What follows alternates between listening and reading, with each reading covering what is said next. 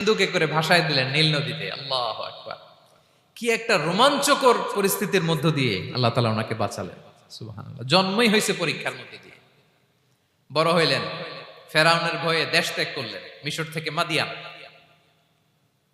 আবার আল্লাহর আদেশে যখন ফিরে আসলেন, আবার ফেরাউনের সাথে তর্ক বিতর্ক, যুদ্ধ। একটা রাত আল্লাহ নবী মুসা আলাইহিস সালাম শান্তি মতো মিশরে ঘুমাতে পারে নাই। একটা রাত শেষ পর্যন্ত এই ফেরাউন মুসা আলাইহিস সালামকে ধাওয়া করেছে। ফেরাউনের ধ্বংসের আগ পর্যন্ত সে মুসা আলাইহিস সালামকে ধাওয়া করেছে। তার মানে মুসা আলাইহিস সালাম এই বিপদ আপদ পরীক্ষা এগুলো থেকে মুক্তি পান নাই। এবার বলেন ঈসা আলাইহিস সালামের কথা। ওনার জীবনে তার পরীক্ষা ছিল না? কি পরীক্ষা ছিল? হ্যাঁ, আল্লাহু আকবার। Same scenario goes to the biography of every messenger in the world. পৃথিবীর সব নবীর ক্ষেত্রে একই ঘটনা ঘটেছে। সাইয়েদনা ঈসা আলাইহিস সালাম দাওয়াত যখন দিলেন, ওনার বিরোধিতা শুরু হলো, ওনাকে হত্যার ষড়যন্ত্র হলো, ইভেন কি ওনাকে মারার জন্য বনি ইসরাইলেরা উদ্ধত হলো, জানে বাঁচবার জন্য পালালেন, এক ঘরে ঢুকলেন, চারদিক দিয়ে ঘেরাও করলো, উনি দরজা জানালা লাগাই দিলেন। ওরা বললো একজন দরজা ভেঙে জানালা ভেঙে ভিতরে ঢুকো, ঢুকে দেখো বেটা ঈসা কি করে। একজন ভিতরে ঢুকছে, ঢুকার সাথে সাথে বল রাফাআহুল্লাহু ইলাইহি, আল্লাহ তাআলা ঈসা আলাইহিস সালামকে উপরে উঠায় নিলেন। আর যেই লোকটাকে তারা ভিতরে ঢুকালো তার চেহারাকে আল্লাহ তাআলা ঈসা আলাইহিস সালামের চেহারার মতো করে দিলেন। এবার তার বাইরের সাথীরা বলে ঘটনা কি, বেটা ঈসাও বেরোয় না, আমাদের লোকটাও বেরোয় না, সবাই ঢুক। দরজা ভেঙে ভেতরে ঢুকে দেখে ঈসা দাঁড়ায় আছে। বলেন তো এটা ঈসা না মিসা? এটা কি আসল ঈসা? ওমা কতালু ওমা সলাবু ওয়ালাকিন শুব্বিহা লাহুম। আল্লাহ বলে তোমরা আমার নবী ঈসাকে হত্যাও করতে পারো নাই, শুলেও চড়াতে পারো নাই, আমি সেফটি সিকিউরিটি দিয়ে আমার নবী ঈসা আলাইহিস সালামকে আকাশে তুলে নিয়েছি। তাহলে ওনার জীবনও পরীক্ষার শেষ ছিল না। এবার যদি আমরা বিশ্বনবী সাল্লাল্লাহু আলাইহি ওয়াসাল্লামের জীবনের দিকে তাকাই, ওনার জীবনটা দেখেন তো। আমাদের পেয়ারা নবী বিশ্বনবী মুহাম্মদুর রাসূলুল্লাহ সাল্লাল্লাহু আলাইহি ওয়াসাল্লাম, ওনার জীবনে কি স্ট্রাগল ছিল? স্ট্রাগল। মাক্কি জীবনের কথা যদি একটু খেয়াল করেন, দেখেন তো 3 বছর শিয়াবে আবি তালেবে জেল খেটেছেন, না খেয়েছিলেন। ওনার বংশের লোকেরা প্রথমে ছাগল খেয়েছে, ছাগলগুলো যখন শেষ, ছাগলের চামড়াগুলো শুকিয়ে ওইটা খাইছে। গাছের পাতা ছাল এগুলো খেয়ে খাবারের অভাবে বেহুশ হয়ে পড়ে থাকতো তারা। না খেয়ে না খেয়ে কয়দিন ছিলেন আপনি? আমি কয়দিন ছিলাম না খেয়ে? মনেই তো পড়ে না, না খেয়েছিলাম কিনা কোনোদিন। এ হচ্ছে মাক্কি জীবন। মেন্টালি প্রেসার দেয়া হয়েছে। বিশ্বনবীর চাচা আবু লাহাব, তার 2 ছেলে উতবা আর উতাইবা, এদের সাথে বিয়ে দিয়েছিলেন 2 মেয়ের। যখন দাওয়াত দেওয়া শুরু করলেন 2 মেয়েকে ডিভোর্স দিয়ে দিল। দেখেন একটা বাবার জন্য প্রাপ্তবয়স্কা মেয়েকে যখন উঠায় নেয়ার আগে ডিভোর্স দেয়, তার মানসিক অবস্থাটা কেমন থাকে বলেন? মেন্টালি প্রেসারাইজ করা হয়েছে, ফিজিক্যালি হ্যারাস করা হয়েছে। বিষ্ণু ইসলাম যখন নামাজে দাঁড়াতেন, উটের পচা নারী ভুঁড়ি বিষ্ণুনবীর কাঁধে চাপিয়ে দেওয়া হতো। আপনার জীবনে এরকম ঘটছে কখনো? আপনি নামাজ পড়তেছেন, উটের পচা নারী ভুঁড়ি আপনার কাঁধে চাপিয়ে দেওয়া হয়েছে। কয়দিন হয়েছে এরকম? কয়দিন হয়েছে? হ্যাঁ, তারপরে তো আলহামদুলিল্লাহ বেরোয় না মুখ দিয়ে। কেমন আছেন হুজুর কোয়েন না, বেশি একটা সুবিধার না, তাই না? বেশি একটা একটু মিলাবেন। কতটুকু পরীক্ষা আমরা দিয়েছি। তায়েফে গেলেন বিশ্বনবী, তায়েফে গেছিলেন জমির বায়না দিতে, তাই না? জমি কিনবে তায়েফে। তায়েফবাসীদেরকে জাহান্নামের আগুন থেকে বাঁচাতে গিয়েছিলেন, নিজের জন্য না। সেখানে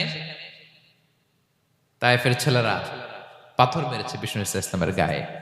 এত শুভ্র দেহ ছিল, চেহারা ছিল, বিষ্ণুবীর গা দিয়ে ঝরঝর করে রক্ত ঝরেছে। ফিজিক্যাল হ্যারাসমেন্টের শিকার হয়েছেন বিষ্ণু ইসলাম।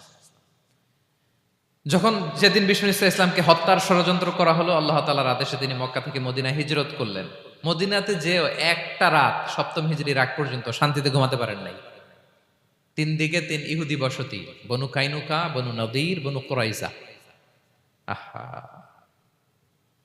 খাওয়ার মধ্যে বিষ মিশিয়ে দেয়া হয়েছিল বিষ্ণু ইসলামের। বাজুর, খাসির বাজুর রান পছন্দ করতেন। এক ইহুদি মহিলা বিষ্ণু ইসলামের ওই রানের মধ্যে বিষ মিশিয়ে দিয়েছিল। ওই বিষের যন্ত্রণায় মৃত্যুর আগ পর্যন্ত বিশ্বনবী কাতরাতেন, এবং উনি এন্তেকালের সময় ওই বিষের ব্যথা যন্ত্রণাতেই এন্তেকাল করেছেন। বিশ্বনবীর এন্তেকালটা শাহাদাতের এন্তেকাল ছিল।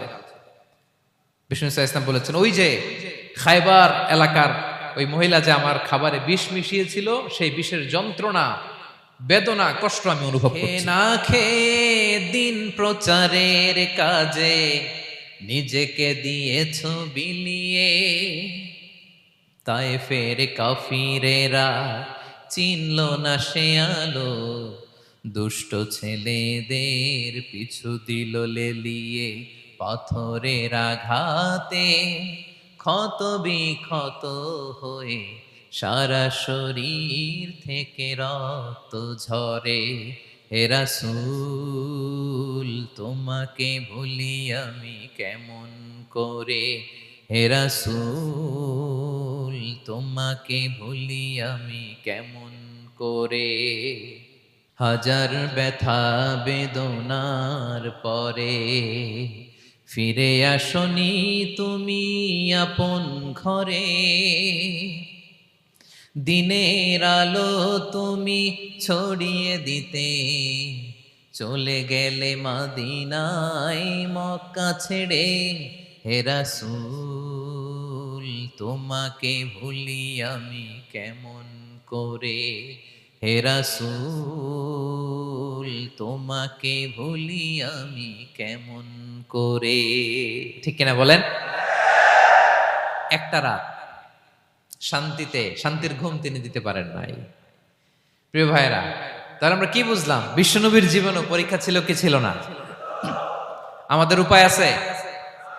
আমরা বাঁচতে পারবো এই বিপদ আপদ পরীক্ষা ঝঞ্ঝাল থেকে? বাঁচতে চাইলেও বাঁচতে পারবো? পারবো না।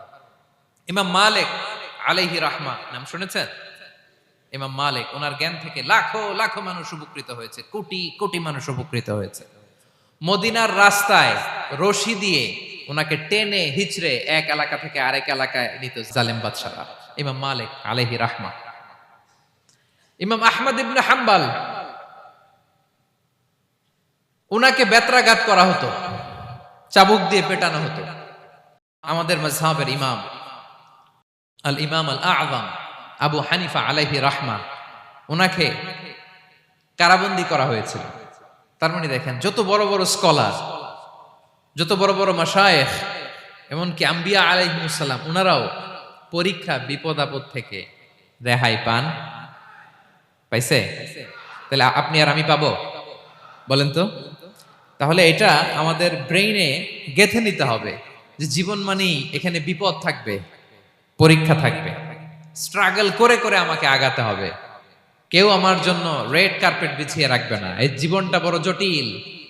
This is life, how it's design. এভাবেই পৃথিবীকে ডিজাইন করা হয়েছে। এখানে বিপদ আছে, কষ্ট আছে। এই পরীক্ষা দিয়ে দিয়ে আপনাকে উত্তীর্ণ হতে হবে। বুঝতে পেরেছেন প্রিয় ভাইরা? নাও দ্য কোশ্চেন আরাইজ, এখন প্রশ্ন হচ্ছে, কেন আল্লাহ এই পরীক্ষা নেন? কেন? আল্লাহ তাআলা সূরা মুলকে বলেছেন, এই পৃথিবী সাজানোর, এই জীবন মৃত্যুর এই খেলা, এটার উদ্দেশ্যটাকে আল্লাহ তাআলা স্পষ্ট করে বলেছেন। আল্লাযী খালাকাল মাউতা ওয়াল হায়াতা লিয়াবলুয়াকুম আইয়ুকুম আহসানু আমালা। জীবন মৃত্যু দিয়ে তোমাদের জীবনকে সাজানো হয়েছে এজন্য, যাতে করে তিনি তোমাদের পরীক্ষা করতে পারেন। কি করতে পারেন? তোমাদের মধ্যে কে সৎকর্মে অগ্রগামী, কে কাজে ভালো, আমলে ভালো, এটা দেখার জন্য। বেসিকলি আল্লাহর দেখার প্রয়োজন নাই, আমাদেরকে দেখানোর জন্য এই পরীক্ষার আয়োজন। আমি ভালো করবো না খারাপ করবো এটা আল্লাহ জানে না? তো ওনার পরীক্ষা করা লাগে কেন? কথা বলেন। আমি জান্নাতি না জাহান্নামী এটা আল্লাহ জানেন না? বেসিকলি আমাদেরকে জানানোর জন্য এই পরীক্ষার আয়োজন। কাদেরকে জানানোর জন্য? মানে তুমি জেনে যাও তুমি জান্নাতি না জাহান্নামী। আমি ভালো করেই জানি। একটা ছোট্ট উদাহরণ দিলে বুঝতে পারবেন প্রিয় ভাইয়েরা। ধরেন আল্লাহ তাআলা দুইজনকে সৃষ্টি করলেন। উদাহরণস্বরূপ একজনের নাম আব্দুল্লাহ, আরেকজনের নাম আব্দুর রহমান। সৃষ্টির পরে আব্দুল্লাহকে বললেন, আব্দুল্লাহ, আমি জানি তুমি পৃথিবীতে 50 বছর হায়াত পাইতা, খুব ভালো কাজ করতে, তুমি দুনিয়াতে অনেক ভালো কাজ করতে, এটা আমি আগেই জানি। আমার অসীম জ্ঞান বলে আমি আগে থেকেই জানি। তো যাও, তোমার এইমাত্র সৃষ্টি করলাম, যাও তুমি জান্নাতে ঢুকে যাও, কারণ আমি জানি তুমি জান্নাতি হবে। আচ্ছা, আর আব্দুর রহমান, তুমি পৃথিবীতে খুব খারাপ কাজ করতে, এটা আমি জানতাম। তোমারে পাঠাইলে খারাপ কাজ করবা, তুমি সীমা লঙ্ঘন করবা, অন্যায় করবা, অপরাধ করবা, তুমি জাহান্নামী হবা। যাও, যেহেতু আমি জানি পরীক্ষার আর দরকার নেই, তোমারে জাহান্নাম দিয়ে দিলাম, যাও ঢুকে যাও।